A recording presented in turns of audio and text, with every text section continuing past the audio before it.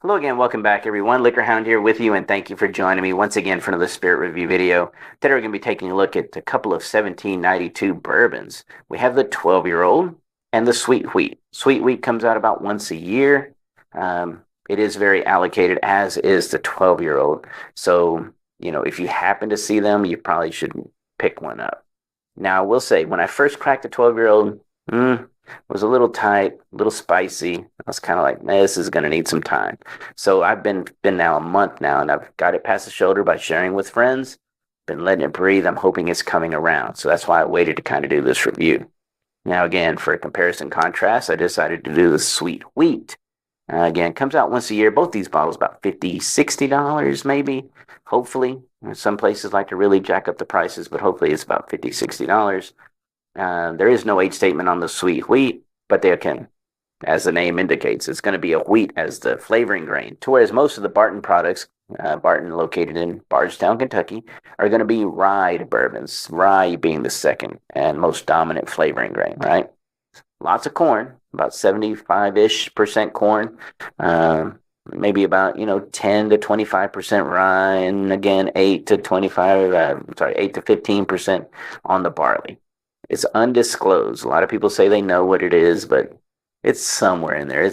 They like to say it's kind of a higher rye, but probably more along the lines of 18% would be my guess. Now the sweet wheat, again, 75% corn, roughly about 15% wheat and 10% barley. All right, here we go. On the nose, 1792 12-year-old. It's gotten so much better right there. So what we're starting to pick up now is that oak, that vanilla oak is starting to lend a little bit of coconut, shaved coconut to the profile, which I really welcome. Of course, it's got that typical big cherry bright, well, I wouldn't call it super bright, but it's got a really noticeable cherry note, and that's a typical of a Barton product when they're rye.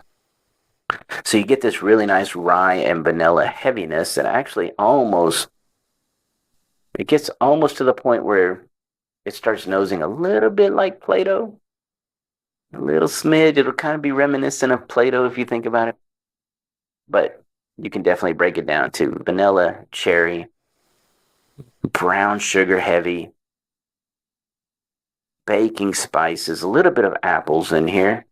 Sorry, I'm tapping it, but it's over here. Lots of oak. Little leather. Leather doesn't feel super old on the nose. Just like a good neutral saddle leather. But I do like that coconut. I do like the coconut on that one. That's really coming around. All right. Sweet wheat. Reset the nose.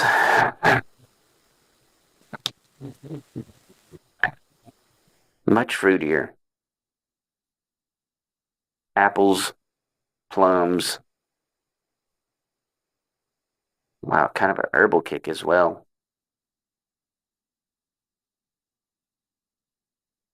And I would almost call this one red apples, Bartlett pears. Just a nice, just beginning to ripen plum. A little bit of that cherry tone coming through for sure. But again, that's kind of almost generic with Barton product. I will say there's a little unique almost like a little herb garden element going on. Little dry grass, little mint. It's not rosemary. What is that? Maybe a little twinge, a little sprinkling of thyme. There's a little coconut, a little bit of coconut developing in this one, little oak. Not as much as that one.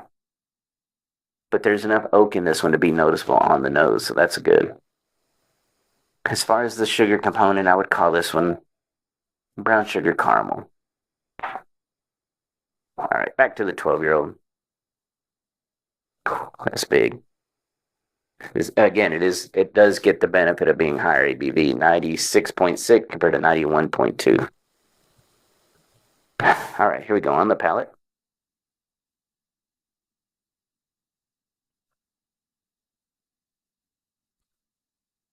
I like it.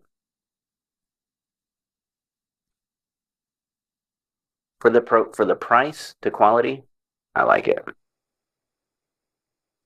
It's a lot of oak. Matter of fact, I've had some 15-year-old bourbons that probably don't have this much oak, but I do like the oak that it's giving a lot of vanilla. It's giving a little bit of that shaved coconut element. Definitely noticeable now that it's opened up.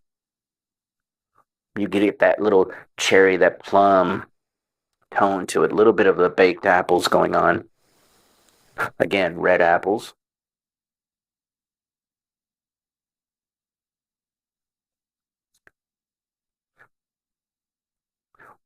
It's a little bit of a sweet almond to it. Baking spices kind of swell on that mid palate, showing that ABV. There's that kind of roasted, is roasted sweet almonds.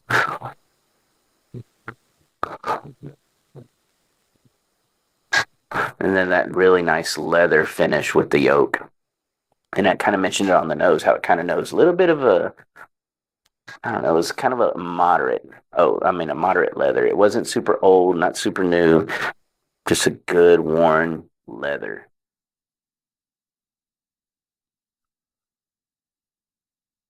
But I really like it. Overall, that's a really nice product from 1792. I'm happy with that, especially where it's gotten with a little air.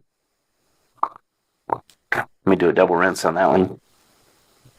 It gives you enough of that really mature bourbon character with enough of the still fruit kind of punching up front, and really, really like that.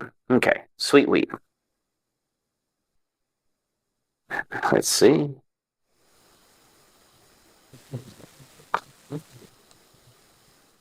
They're both similar in viscosity. Good medium, just above medium viscosity.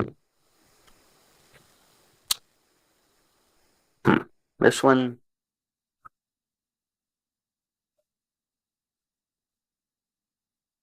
not as much vanilla, a little more leaning right towards the caramel, going right into the fruit. Cherry and pears being the dominant ones here. A little bit of apple in there, apple skins. Oak is pretty noticeable. So it's got some age on it. Maybe not 12, but probably 8 to 10, I would be guessing, somewhere in there. I guess you could dump some younger in there, but it's got some older bourbon in there for sure because it's coming through. Lots of red fruit, little red licorice going on. It's got that kind of plummy cherry vibe just running throughout. Little leather, again, oaky kind of characteristic, but it's not as heavy as a 12. I think if you were just getting into bourbon or if you're a little newer to bourbon, this is definitely going to be the profile. Caramel, little softer, gives you enough of everything to kind of make it really nice and full. But I think if you're a little more experienced in bourbon, you're looking for a little more depth, a little more age, I think the 12 is going to be the way to go. It doesn't stay so light. Yeah.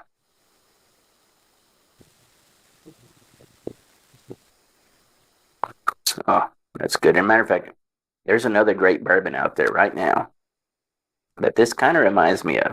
As a matter of fact, I see it on shelves and I'm just like, why is that still there? And I think, I might review it for my patrons. If not, I'm at least going to put it in there for them to know about it. So that's one of the benefits of being a patron of mine. You can join me over at patreon.com/LiquorHound. I'm going to give you those little tips and those little buying things that you should be out there looking for. You're going to get all these videos ad-free. You're going to get them 2 weeks early before they drop on YouTube so you can get a little head start out there to find them. So hopefully you can join me over at patreon.com if you like content like this, patreon.com/LiquorHound if you like content like this. And regardless of platform that you're watching this on, I greatly appreciate each and every one of you. It's just rolling. But thank you as always for leaving all those great comments. I'll get back to them just as soon as I can. Everyone have a great day and cheers.